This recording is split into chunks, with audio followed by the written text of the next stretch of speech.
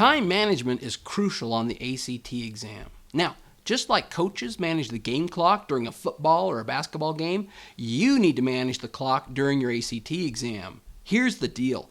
I know of very few students who actually finish all of the questions on every subject exam in the ACT.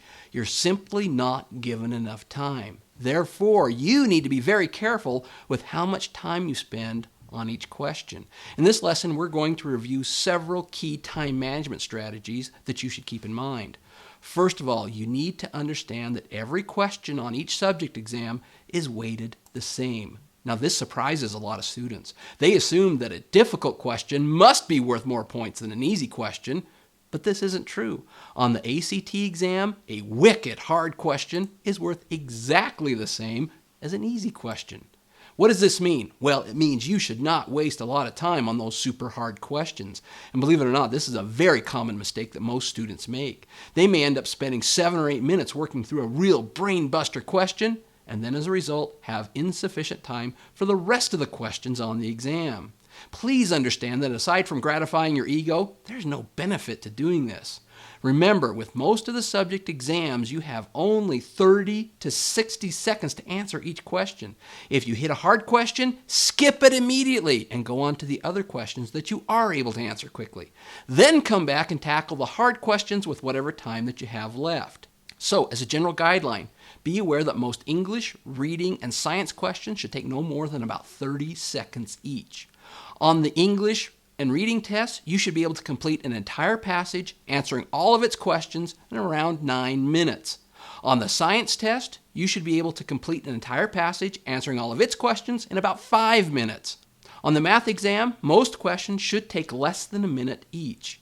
Now, of course, in reality, there will be easy questions that take less time than this, and while the more difficult questions take longer, but your averages should be within these time frames. So how do you accomplish this? The key is practice. You should take practice exam after practice exam before you go in and take the real exam.